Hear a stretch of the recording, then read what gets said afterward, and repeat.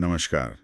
आज हम दर्शन शास्त्र की दुनिया में एक बहुत ही प्रभावशाली किताब की बात करने वाले हैं। हाँ, इमैनुअल कांट की क्रिटिक ऑफ प्योर रीजन। बिल्कुल। इसे पश्चिमी दर्शन की सबसे महत्वपूर्ण किताबों में गिना जाता है और सच कहूं तो थोड़ी मुश्किल भी है। मतलब इसे समझने में कई बार दिमाग घूम जाता है। हाँ, मुश्किल तो है पर उतनी ही क्रांतिकारी भी। इसने ज्ञान क्या है, हम क्या जान सकते हैं, इन सब पर हमारी सोच को हमेशा के लिए बदल दिया। और देखिए, हमारे पास इसका एक सारांश है तो थोड़ी मदद करेगा।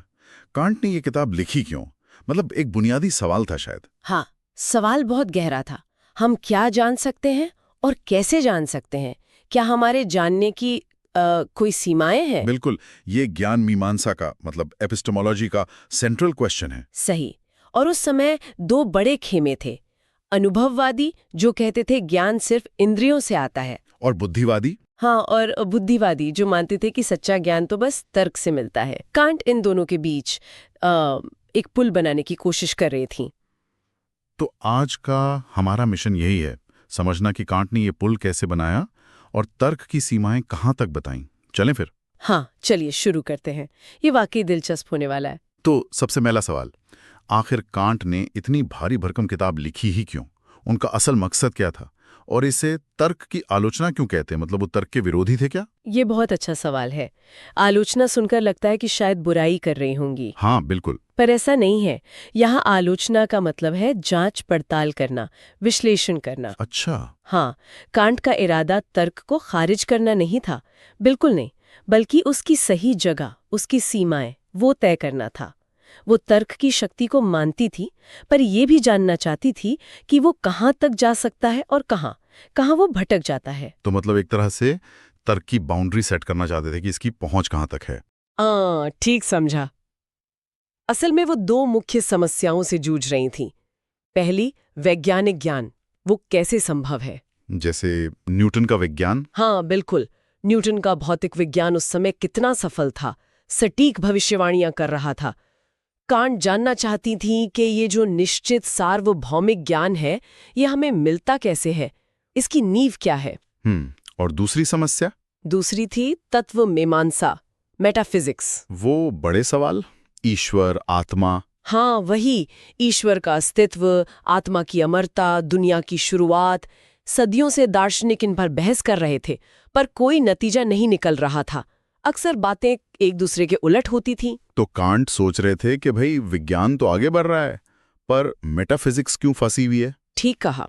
वो तर्क की एक, आप कह सकते हैं, व्यवस्थित जांच करना चाहती थीं, ताकि पता चले कि तर्क किस तरह का ज्ञान दे सकता है और किस तरह का नहीं। यही उनकी आलोचना का मुख्य उद्देश्य था। ये तो काफी बड़ा काम था। अब स्रोत बताता है कि किताब के दो मुख्य हिस्से हैं। पहला है ट्रांसेंडेंटल एस्थेटिक। ये नाम थोड़ा भारी है। हाँ, एस्थेटिक यहाँ सुंदरता वाला नहीं है। ये ग्रीक शब्द एस्थेसिस से है, जिसका मतलब है संवेदना या अनुभूति। परसेप्शन। हाँ। अच्छा, परसेप्शन। तो इसमें क्या बात है? देखिए, इस हिस्से में कांट ये कहती हैं कि जब भी हम बाहर की दुनिया को महसूस करते हैं, कोई भी चीज, हाँ, तो वो अनुभव हमेशा दो बुनियादी ढांचों से होकर ही हम तक पहुंचता है। स्थान यानी स्पेस और समय यानी टाइम। पर स्थान और समय ये दुनिया में ही तो होते हैं। जैसे ये मेज जगह घेर रही है, हमारी बात समय में हो रही है। यही तो कांट का क्रांतिकारी विचार है। वो कहती हैं कि स्थान और समय कोई बाहरी चीजें नहीं है जिन्हें हम दुनिया में ढूंढते हैं। नहीं तो फिर क्या है? वो हमारे मन के ही अंदरूनी तरीके हैं, इनेट वेज, जिनसे हम किसी भी बाहरी चीज का अनुभव कर पाते हैं।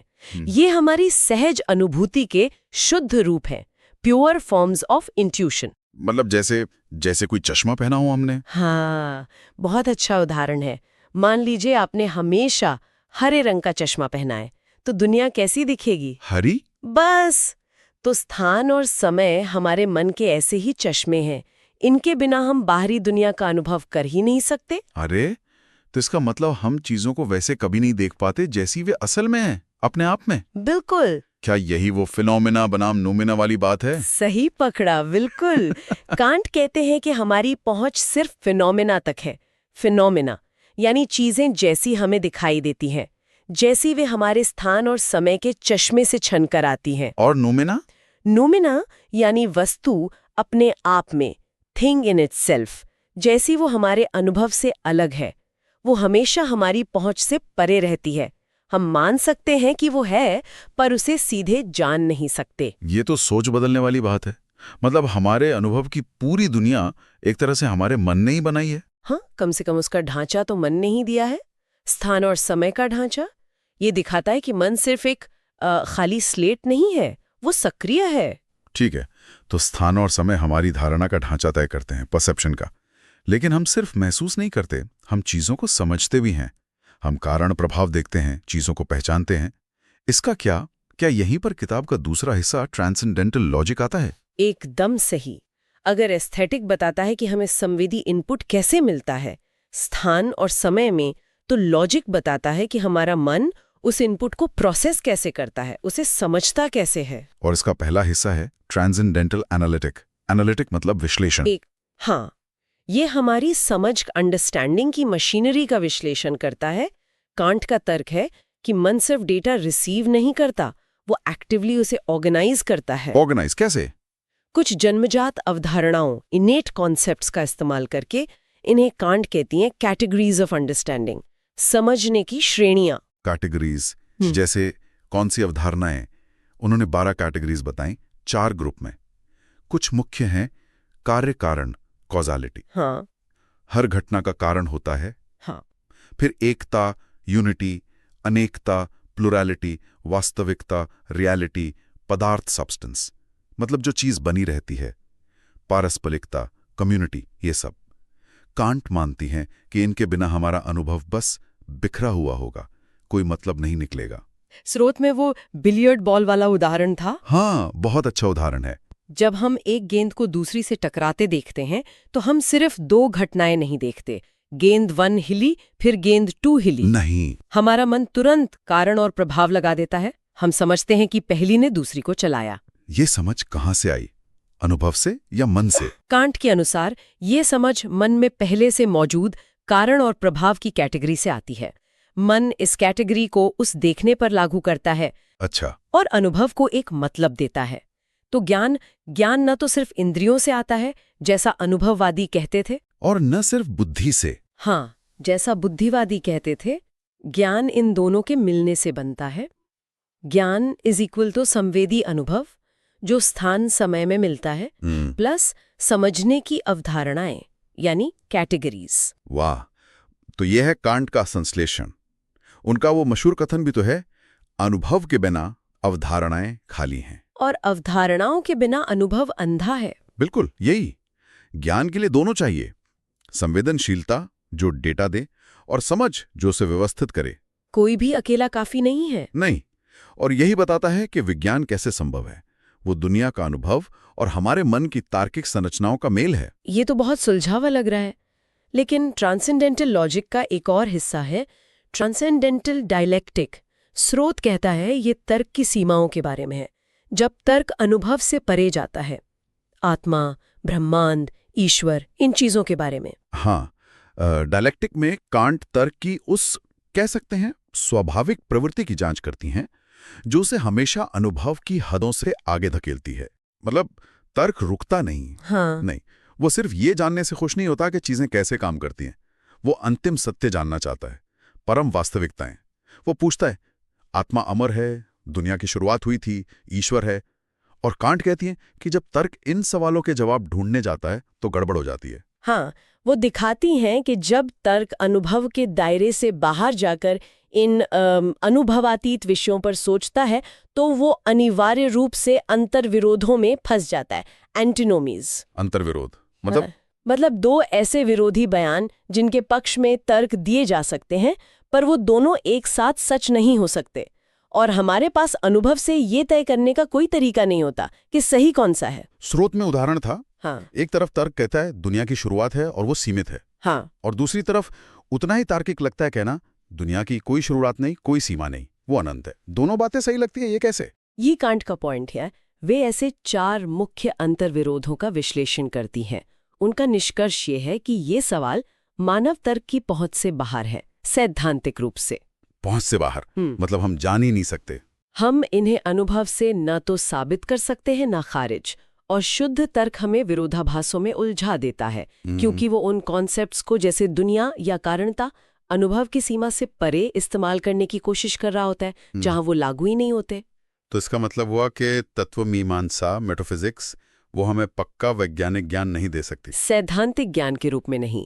कांट ये नहीं कहती कि ईश्वर, स्वतंत्रता, अमरता जैसे विचार बेकार हैं, बिल्कुल नहीं। अच्छा। वे मानती हैं कि ये हमारे नैतिक जीवन के लिए, हमारे व्यावहारिक तर्क, प्रैक्टिकल रीजन के लिए बहुत महत्वपूर्ण नियामक विचार हो सकते हैं, रेगुलेटिव आइडियाज जो हमें गाइड करते हैं। हाँ, पर उन्हें साबित नहीं कर सकते। हाँ, जब हम उन्हें वैज्ञानिक तथ्यों की तरह साबित करने की कोशिश करते हैं तो हम तर्क का गलत इस्तेमाल कर रहे होते हैं और भ्रम पैदा करते हैं।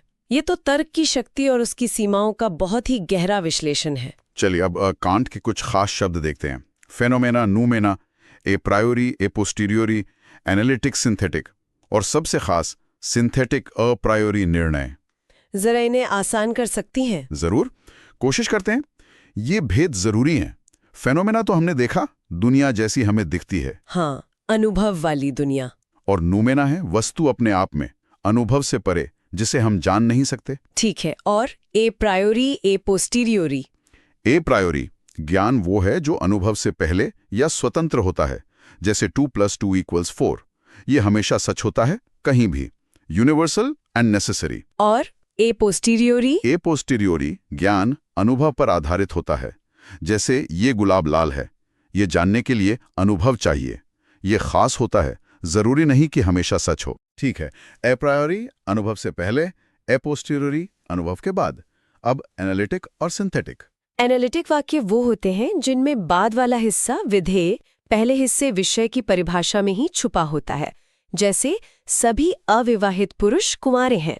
हाँ, कुमारा तो अविवाहित पुरुष का मतलब ही है। बिल्कुल, ये कोई नई जानकारी नहीं देते, बस परिभाषा खोलते हैं। सिंथेटिक वाक्य वो है जहां बाद वाला हिस्सा विषय के बारे में कुछ नया बताता है। जैसे ये मेज भूरी है। भूरा होना मेज की परिभाषा का हिस्सा नहीं है, ये एक अतिरिक्त जानकारी है जो अनुभव से मिली। ठीक है, एनालिटिक परिभाषा खोलता है, सिंथेटिक नई जानकारी जोड़ता है। अब वो सबसे मुश्किल वाला, सिंथेटिक ए प्रायोरी निर्णय। ये क्या बला है और इतना जरूरी क्यों है? हाँ, ये कांट के दर्शन का केंद्र है, उनका मास्टर स्ट्रोक। सिंथेटिक ए प्रायोरी निर्णय ऐसे वाक्य हैं जो हमें दुनिया के बारे में नई जानकारी देते हैं, इसलिए सिंथेटिक। ठीक है, लेकिन साथ ही ये सार्वभौमिक और आवश्यक रूप से सत्य होते हैं और उन्हें जानने के लिए किसी खास अनुभव की जरूरत नहीं होती, इसलिए ए प्रायोरी। नई जानकारी भी और अनुभव से पहले भी? ये कैसे? कोई उदाहरण? कांट का मानना था कि गणित के सारे सत्य, जैसे 7 + 5 = 12, और भौतिकी के कुछ बुनियादी सिद्धांत इसी में आते हैं। जैसे वो हर घटना का एक कारण होता है। हाँ, बिल्कुल। ये वाक्य दुनिया के बारे में कुछ नया बताता है। ये सिर्फ घटना या कारण की परिभाषा नहीं है, तो ये सिंथेटिक है। और ए प्रायोरी कैसे? क्योंकि हम इसे हर एक घटना का अनुभव करके नहीं सीखते। ये हमें एक जरूरी और सार्वभौमिक सिद्धांत लगता है, universal and necessary. Universal and necessary. हम मानते हैं कि ये हमेशा हर जगह लागू होगा। अच्छा। कांट का तर्क है कि इसी तरह के सिंथेटिक ए प्रायोरी निर्णय ही विज्ञान जैसे भरोसेमंद और सार्वभौमिक ज्ञान को संभव बनाते हैं। ये दिखाते हैं कि कैसे हमारा मन अपनी ए प्रायोरी संरचनाओं के साथ और अनुभव मिलकर ज्ञान बनाते हैं। वाह, तो यही पे अनुभववाद और बुद्धिवाद का असली संगम होता है। ये दिखाता है कि ज्ञान सिर्फ अनुभव से नहीं आता और सिर्फ तर्क से भी नहीं। बिल्कुल। और क्या यही वो आइडिया है जिसे उनकी कोपर्निकन क्रांति कहते हैं? कि पहले मानते थे ज्ञान चीजों के हिसाब से ढलता है, पर कांट ने कहा कि चीजें हमारे जानने के तरीके के हिसाब से ढलती हैं। एकदम सही। ये एक जबरदस्त बदलाव था। जैसे कोपर्निकस ने कहा था कि पृथ्वी नहीं, सूरज केंद्र में है। हाँ, वैसे ही कांट ने ज्ञान के केंद्र को बाहरी वस्तुओं से हटाकर जानने वाले के मन पर ला दिया। उन्होंने कहा कि हमारा मन सिर्फ एक निष्क्रिय आईना नहीं है, बल्कि मन अपनी आंतरिक संरचनाओं, स्थान, समय, कैटेगरीज के जरिए सक्रिय रूप से उस वास्तविकता को आकार देता है जिसका हम अनुभव करते हैं। चीजें हमें वैसी दिखती हैं जैसी हमारे मन के नियम उन्हें देखने देते हैं। ये दर्शन के इतिहास में वाकई एक बड़ा मोड़ था। तो इस पूरी गहन चर्चा का सार क्या है? इस मुश्किल लेकिन जबरदस्त किताब का असर क्या हुआ? असर तो बहुत बड़ा और दूर तक जाने वाला रहा। सबसे पहले इसने अनुभववाद और बुद्धिवाद की पुरानी बहस को एक तरह से सुलझा दिया। हाँ, कांट ने दिखाया कि दोनों में सच्चाई थी, पर अकेले कोई पूरा नहीं था। उन्होंने दोनों को मिलाकर एक ज्यादा मजबूत ढांचा दिया, जिसे ट्रांसेंडेंटल आइडियलिज्म कहा गया है ना। हाँ, ट्रांसेंडेंटल आइडियलिज्म।